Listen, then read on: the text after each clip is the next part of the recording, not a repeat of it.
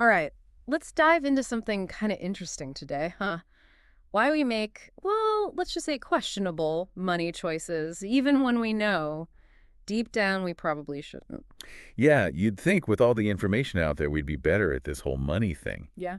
but we're not. Nope, not even close. So, we're talking behavioral finance for this deep dive. You shared some really interesting articles about it. It's like a peek behind the curtain of our brains when it comes to money? And honestly, it's a little scary. It is a little bit, yeah. Like, how many times have you bought something you didn't need just because, or held onto a stock that's tanking just hoping it'll magically go back up? I know I have. Oh, yeah, all the time. To get into this, we really got to understand system one and system two thinking. Our brains have these two systems, right? System one is fast, like instant decisions, gut feelings. Great for, quick thinking, but not always the best for our wallets. And system two is like the more sensible one, the one that actually thinks things through. Exactly. It's slower, more deliberate, weighs the pros and cons. Hmm. A lot of what we'll talk about today is figuring out when system one is kind of hijacking our money decisions. Gotcha. So, like when I buy a coffee every morning, even though I have perfectly good coffee at home. Yeah, could be. Or think about loss aversion, that feeling you get when you lose money.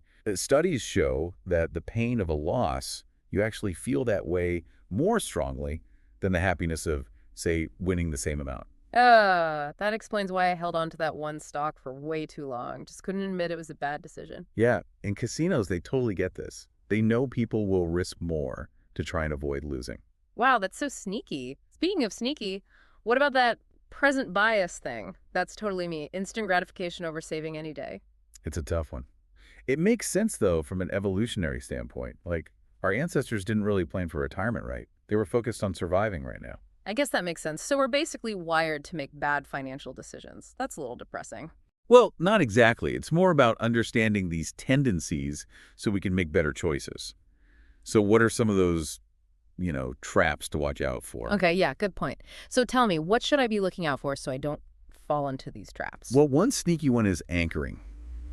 That's when we fixate on the first bit of info we see, even if it's, not really that important. Okay, so like when I see a jacket that's 70% off, but it was originally like $3,000, I feel like I'm getting a great deal, even though I would never pay that much for a jacket in the first place. Exactly. That original price, even if it's way too high, becomes the anchor for how you see the value. Wow, okay. I'm already feeling a little more self-aware. What else? Well, there's the classic herd mentality, following the crowd, Yeah. even when it was running towards like a financial cliff. Oh, yeah. FOMO, like the whole GameStop thing, right? People buying because everyone else was, even though a lot of them probably didn't fully understand what they were getting into. Yeah, exactly that. And then there's the endowment effect. We tend to overvalue things just because we own them. Oh, I know someone like that. My friend Mike, he refuses to sell his childhood home. It's literally falling apart. He's let it go so bad, but he says it's priceless because of the memories. That's a classic example. Sentimentality can really cloud our judgment. Okay, so those are some of the big overarching ideas, but can we get into some real world examples? You mentioned someone named Sarah, right? What happened there? Sarah's story is a great example of that present bias we talked about. She inherited a good chunk of money, but instead of being smart and, paying off debt, she went and bought a fancy camper van for that whole like van life thing. Wait, so she chose being an influencer over financial freedom? I mean, isn't being financially free the ultimate influencer goal anyway? Well, it didn't quite go as planned. Turns out Instagram van life is a lot different than actually living in a van full time. Sarah learned the hard way that instant gratification doesn't equal long-term happiness. Yikes. I think maybe she also got a little tricked by how our brains process information. Like maybe she saw all those perfect van life pictures and her brain just went, that looks easy and fun. Maybe there's even more to it than just present bias. You're right, there's probably a few other biases at play here. One of them is called the availability heuristic. Basically, we overestimate how likely something is to happen based on how easily we can think of examples of it. So because Sarah saw tons of van life posts, her brain assumed it must be easy and fun. Exactly. And then there's confirmation bias, where we look for info that supports what we already believe and ignore stuff that contradicts it. So she was so focused on the good parts of van life that she probably just ignored any of the downsides. You got it. Hmm. She might have even subconsciously filtered out or downplayed any negative info, like the financial challenges or just the practical hassles of living in a van. Which leads to a really important question. How can we learn to recognize these biases in ourselves and make smarter choices? Yeah, okay, so we know these biases exist, but what can we actually do about them? Like, is there a way to kind of hack our brains for better financial decisions? There are actually a few things we can try. Let's start with a simple one, the 24-hour rule. So with the 24-hour rule, anytime you're thinking of buying something over, say, $100, you don't buy it right away. Just wait 24 hours. Oh, okay. So basically hit pause on that impulse buy and let my rational brain catch up. I try to do that, but sometimes I just can't resist. Well, yeah, it's a battle, for sure, between our emotional side and the more logical side, right? Yeah. But even trying to pause helps. It makes you more aware of your spending habits, at least. True, true. Any other tricks I can use to outsmart my impulsive side? Oh, yeah, for sure. Pre-commitment devices, those are super helpful. Basically, you find ways to remove willpower from the equation altogether. So instead of hoping I'll be good and save money, I can like set up automatic transfers to my savings account. That sounds much easier. Exactly. You automate it so you're consistently hitting those financial goals, even when you see something shiny and new that you want. Love it.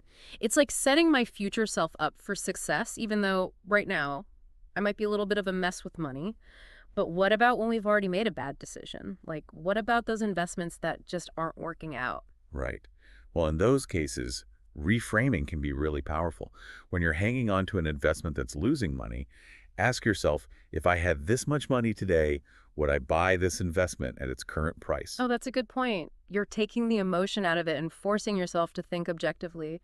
It's so easy to fall into that trap of, well, I've already put so much time and money in, I got to keep going. Totally. But remember, you want to make rational decisions, not just try to prove your past self right. Mm. Sometimes the best thing to do is cut your losses and move on. It's tough, but it's true.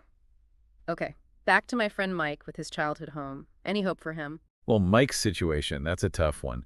But maybe we can try reframing things for him, get him to focus on the potential of the property. Okay, so instead of all those memories he talks about, we say something like, Mike, imagine what this house could be if you fixed it up.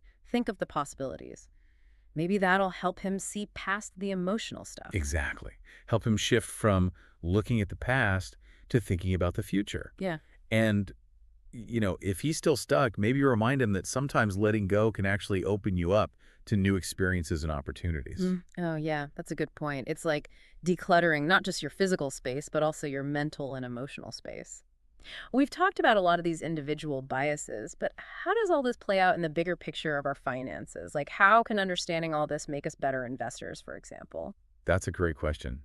One huge mistake people make is trying to time the market, like buy low, sell high.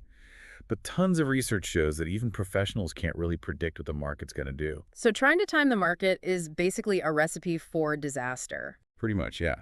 It's super risky. So if we can't predict the future, what can we do? Yeah, what's a better approach? Instead of those quick wins, think about the long game. Invest consistently over time, ride out those ups and downs, and let compound interest do its thing. So, it's more about patience and consistency, like planting a seed and letting it grow into a big, strong tree.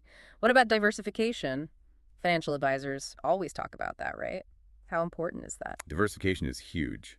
Don't put all your eggs in one basket, right? Yeah. Spread those investments out. Stocks, bonds, real estate, you name it.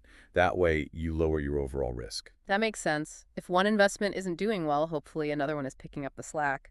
What about for beginners, though, or people who just want things to be simple? Are there any specific strategies you recommend? Index funds, those are fantastic. Yeah. Basically, they're baskets of stocks that track a certain market index, like the S&P 500. So instead of stressing over which individual stocks to buy, I can just invest in, like, the whole market. Yeah. They give you that built-in diversification, and usually fees are lower than those actively managed funds. Plus, they're passive, so you don't have to constantly check stock prices and try to outsmart Wall Street. That sounds way less stressful. What if you do need more help, though? Should people talk to a financial advisor? Oh, yeah, for sure. Advisors can be super helpful. They give you insights, help you create a plan, and keep you on track with your goals, like having a personal trainer, but for your money. Cool. Okay, we've covered so much today. From all those sneaky psychological tricks our brains play on us to actual strategies we can use. Any last words of wisdom before we wrap up? Just remember, awareness is key. Once you understand how your brain works, you can start to catch those irrational impulses, the ones that lead to bad money decisions. And don't get down on yourself about past mistakes. We all make them. The important thing is to learn from them. That's so true. And remember, financial literacy, it's a journey, not a destination. You got to Uh-huh. keep learning and growing, right? And probably the most important thing, your net worth isn't your self-worth. So, to wrap things up, let's leave our listeners with a little something to think about. Think about what you really want to buy right now. That new gadget, that fancy vacation, or maybe a bigger house than you really need. Now, before you actually buy it, ask yourself, would I still want this tomorrow? Or would my future self thank me for this? Give it some time, See if it really is a must-have. It's crazy how often that urge to buy just kind of disappears when you wait a little bit. It's like putting your impulsive side in timeout. And hey, maybe you'll even end up saving some money and having less clutter.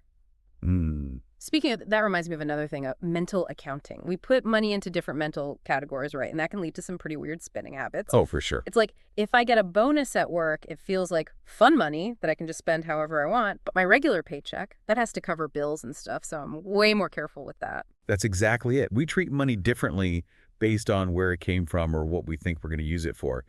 But really, money is money. It's all the same. Right. So even if it feels like I just found some extra cash, I should be just as responsible with a bonus as I am with my regular income. You got it. It's about recognizing these little mental tricks and making choices that actually line up with our big financial goals, right? So Mm. instead of that shopping spree, maybe use that bonus to pay down debt, invest it, or even just put it in your emergency fund. Okay, that makes a lot of sense. It's like looking at the whole picture instead of just those little separate categories. Exactly.